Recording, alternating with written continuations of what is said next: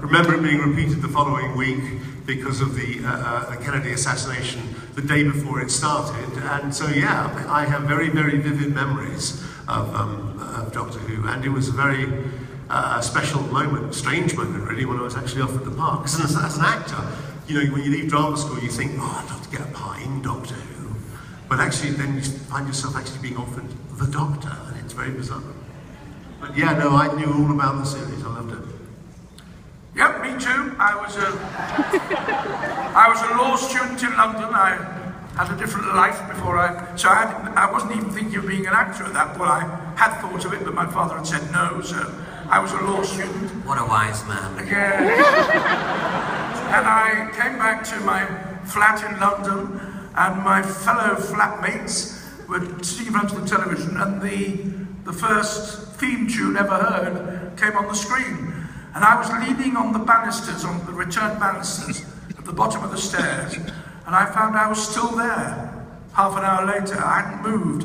I hung my coat over and I just leaned and watched this programme. Now, looking back now, you all say, but how could you believe that flickering images and shaking sets? But that was state of the art then.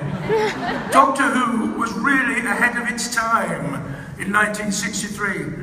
And I was riveted, and whenever I could, I watched it. I mean, unfortunately, we didn't have VCRs then, so quite soon afterwards, I did become an actor. So one tends to work on Saturdays in the theatre, so I missed an awful lot of it. But then, as soon as VCRs were around, I used to record it and watch it. So I have been a loyal follower of the programme.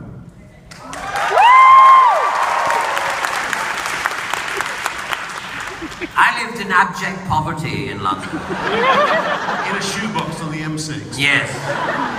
We didn't have a television, but a friend down the stairs did, and we used to meet Saturdays because we did the football polls, and we'd wait for the results, and suddenly this programme came on afterwards, called Doctor Who. Patrick Troughton, he was my first Doctor, and I became addicted to it then, and watched it until about halfway through Tom Baker, and then I became an actor and lost touch with it, as did Colin here, because of no means of recording.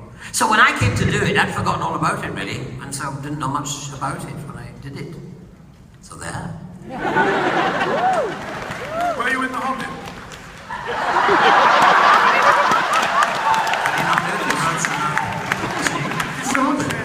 I thought you'd grown that beard so you could get into The Hobbit. Bitch. That's a bad Who bitching? Talk with it. I think I've worked out why they've not been allowed on stage together in America for 25 years. It's like repelling magnets. So, Paul, obviously Sylvester was saying his one and moving on to you yourself now. Well, I'm not as old as these guys. At least, I mean, they're younger in spirit than I am. You went to Hollywood for 3 weeks and came back younger.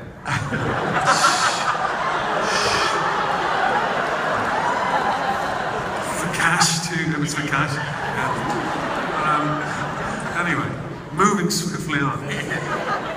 I watched it as a kid in the 60s when these guys were all old law students and that. I was transfixed.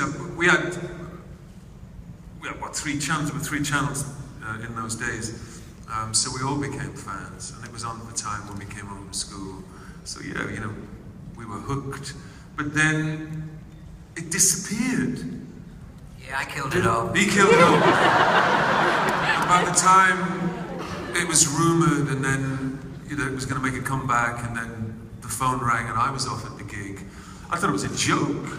But why, you know, why would they resuscitate a dead thing? But it. It's a way to talk about You're having way too much fun over there. The necro corner over there.